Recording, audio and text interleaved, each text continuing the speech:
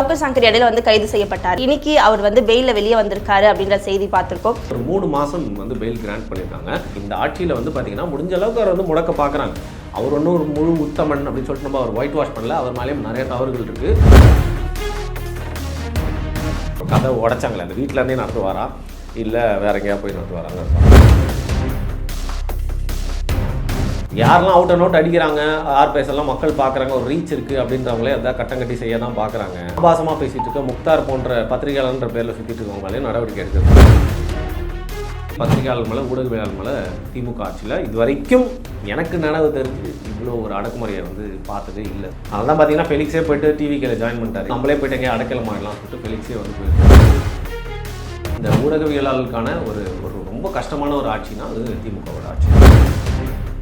அதிமுகவில் வந்து பார்த்தீங்கன்னா பழிவாங்கல் ரொம்ப கம்மியாக இருக்கும். இந்த மாதிரி யாராக இருந்தால் உடனே அவங்க மேலே கேஸ் போடுறதுக்கு ஆட்கள்லாம் வைக்காது.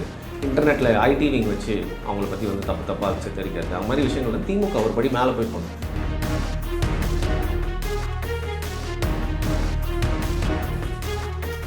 விடிகாத்தாலே இதே வழக்கில் கைது செய்யறதுக்கு வந்திருக்கிறாங்க.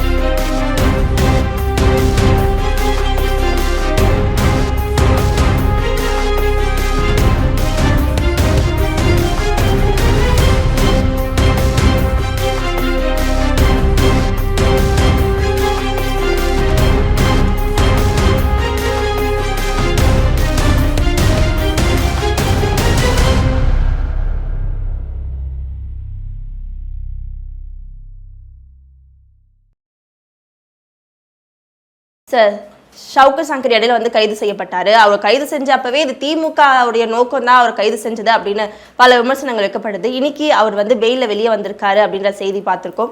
உண்மையா என்ன நடந்தது, எதனால அவர் பெயில வந்தாரு சார்? இல்லை, இப்போ வந்து பார்த்தீங்கன்னா உடல் நலம் காரணம் காட்டி வந்து அவரே வந்து சைதாப்பேட் கோர்ட்டில் வந்து ஒரு அப்பீல் போடுறாரு. அது ரிஜெக்ட் ஆயிடுது. ஆனால் இவங்க அம்மா என்ன பண்ணுறாங்க, குண்டாஸ் போடக்கூடாது, அது மட்டும் இல்லாமல் ஹார்ட் ப்ராப்ளம்ஸ் இருக்குது, அதுக்கப்புறம் டயபிட்டிஸ் ப்ராப்ளம் என் மகனுக்கு இருக்குது, அதனால் தொடர்ந்து சிகிச்சை எடுத்துக்க முடியல, உயிருக்கு ஆபத்து அப்படின்னு சொன்னோன்னே ஒரு 3 மாதம் வந்து பெயில் கிராண்ட் பண்ணியிருக்காங்க.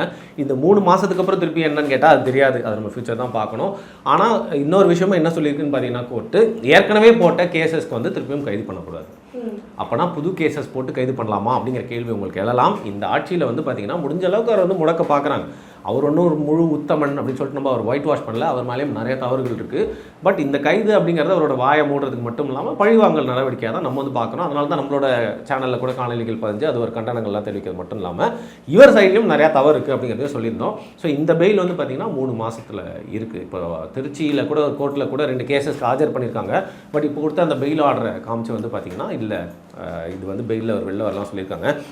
அநேகமாக இந்த வீடியோ ரிலீஸ் ஆகும் நேரத்தில் அவர் வந்து பெயிலில் வெளில வந்திருக்கலாம். இதுதான் இப்போதைக்கு ஷவுகத் சங்கரோட கேஸு. தொடர்ந்து அவர் வந்து இதே மாதிரி காணொலிகள் போட்டு பேசுவார்னு தான் நினைக்கிறேன். அவரோட ஆஃபீஸை வந்து சீல் வச்சுட்டாங்கன்னு சொல்கிறாங்க. அதனால் அதே இடத்துல அவரோட சேனல் நடத்துவாரா. ஆனால் சேனல் ஆக்சஸ் இருக்குது, பழைய மாதிரி வந்து சேனலை முடக்கலை. அப்படிங்கிற பட்சத்தில் உங்களுக்கு தெரியும் அவர் வந்து திருப்பி வந்து பேசுவார். அதுதான் அவரும் விரும்புவார், மக்களும் விரும்புகிறாங்க. அப்படிங்கிற பட்சத்தில் அவரோட சேனல் நடத்துவார். பட் அந்த ஆஃபீஸ்லேருந்து நடத்தாமல் எங்கேருந்து நடத்த போகிறாரு அப்படிங்கிறத பொறுத்து வந்து பார்க்கலாம். அவரோட கதை உடைச்சாங்களே, அந்த வீட்டிலேருந்தே நடத்துவாரா இல்லை வேற எங்கேயா போய் நடத்துவாராங்க பார்க்கலாம். இப்போதைக்கு இந்த கேஸ் பற்றி நம்மளுக்கு இதாமா தெரிஞ்சு. சார், திமுக ஆட்சியில் தொடர்ந்து பத்திரிகையாளர்கள் முடக்கப்படுறாங்களா? அதுக்கான காரணம் திமுக பற்றி பேசினாலே அவங்க கைது அந்த நடவடிக்கை எடுத்துடுறாங்களா? யாரெல்லாம் அவுட் அண்ட் அவுட் அடிக்கிறாங்க, ஆர்பிஎஸ்எல்லாம் மக்கள் பார்க்குறாங்க, ஒரு ரீச் இருக்குது அப்படின்றவங்களே அதான் கட்டம் கட்டி செய்ய தான் பார்க்குறாங்க. ஆனால் ஆபாசமாக பேசிகிட்டு இருக்க முக்தார் போன்ற பத்திரிகையாளர்ன்ற பேரில் சுற்றிட்டு இருக்கவங்களே நடவடிக்கை எடுக்கிறது இல்லை. இதில் மாற்றாந்தாய் மனப்பான்மை இருக்கிறது நல்லா ஈஸியாக பார்க்க முடியுது. அதனால தான் எக்ஸாம்பிளுக்கு முக்தார் வந்து இழுத்தேன். ஸோ கண்டிப்பாக ஒரு பழிவாங்கல் நடவடிக்கை பத்திரிகையாளர் மேலே ஊடகவியலாளர் மேலே திமுக ஆட்சியில் இது வரைக்கும் எனக்கு நினைவு தெரிஞ்சு இவ்வளோ ஒரு அடக்குமுறையை வந்து பார்த்ததே இல்லை. சகிப்புத்தன்மைக்கு நாங்கள் பேர் போனவங்கன்னு சொல்லக்கூடியவங்க ஃபாசிஸ்டுக்கு எதிராக பேசணும்னு சொல்லக்கூடியவங்க. இந்த ஆட்சி தான் வந்து பார்த்திங்கன்னா அது இருக்க சகிப்புத்தன்மைக்கு இல்லை அப்படின்றதுக்கான ஒரு அடையாள ஆட்சியாக இருந்திருக்கு. ஏன்னா அதிகமாக பாதிக்கப்பட்டவங்க வந்து பார்த்திங்கன்னா ஊடகவியலாளர்கள், பத்திரிகையாளர்களாக இருக்கட்டும், மீடியா பீப்புள், அதுக்கப்புறம் யூடியூபர்ஸ் எல்லாருமே அதிகமாக ரொம்ப அவதிப்பட்டது அப்படிங்கிறது இந்த ஆட்சியில் ஹராஸ் பண்ணப்பட்டாங்க.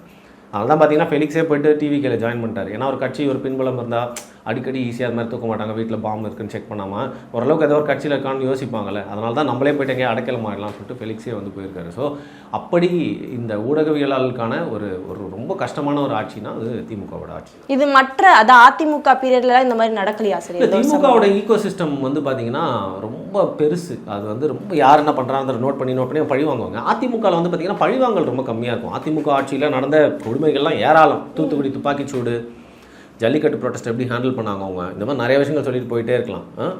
ஆனால் திமுக ஆட்சி அதற்கும் சற்றும் குறைவில்லாமல் என்ன ஒரு விஷயம் பண்ணுறாங்க பார்த்தீங்கன்னா, ஒரு ஈகோ சிஸ்டமை கட்டவிழ்த்து விட்டு அவங்க மூலியமாக வந்து அவங்க ஜேர்னலிஸ்ட்ன்ற பேரில் நிறைய பேரை வச்சு அடியாட்களாக வந்து பயன்படுத்திக்கிறது. இந்த மாதிரி யாராக இருந்தால் உடனே அவங்க மேலே கேஸ் போடுறதுக்கு ஆட்கள்லாம் வைக்காது.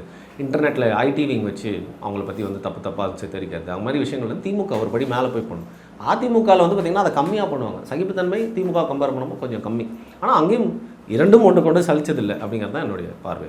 ஸோ இந்த பத்திரிகையாளர்கள் சங்கம்லாம் இருக்குல்ல சார், இப்போ ஒரு பத்திரிகையாளருக்கு பிரச்சனை வரும்போது அந்த சங்கத்து மூலயமா எந்த ஒரு நடவடிக்கையும் எடுக்க மாட்டாங்களா? இல்லை, பத்திரிகையாளர் சங்கம்ன்றது இருக்கீங்களே தாண்டி அங்கேயும் பாரபட்சம் இருக்குது, பாகுபாடு இருக்குது. எந்த கட்சி ஆளுங்கட்சியாக இருக்கோ அவங்களுக்கு சார்ந்த பத்திரிகை ஊடக நண்பர்கள் மட்டும்தான் வந்து பார்த்திங்கன்னா வந்து பாதுகாப்பு வளையத்துக்குள்ளே வருவாங்க. மற்றபடி நீங்கள் ஒரு மெம்பராக இருக்கீங்க அப்படின்னா கூட வந்து நீங்கள் ஏதாவது ஒரு பிரச்சனை மாட்டிங்கன்னா யாரும் கண்டுக்க மாட்டாங்க. ஸோ அது வந்து பார்த்திங்கன்னா எந்த கட்சி ஆளுதோ அதை சார்ந்து இருக்கக்கூடிய ஊடகவியலாளர்கள் நல்லா ஜொலிப்பாங்க, வீடு கிடைக்கும், அவங்களுக்கு ப்ரொடெக்ஷன் இருக்கும், அவங்களுக்கு பார்த்திங்கன்னா விருதுகள்லாம் கூட கொடுப்பாங்க. ஸோ அப்படி தான் வந்து இது பத்திரிகையாளர் மன்றத்தெலாம் வந்து பார்க்கணும். அது வந்து எல்லாருக்குமே வந்து சமமாக ஒரு பாதுகாப்பு பத்திரிகையாளர் வழங்கக்கூடிய ஒரு மன்றமாக அது இல்லை. நன்றி, வாய்ப்புக்கு நன்றி. விடிகாத்தால் இதே வழக்கில் கைது செய்யறதுக்கு வந்திருக்கிறாங்க.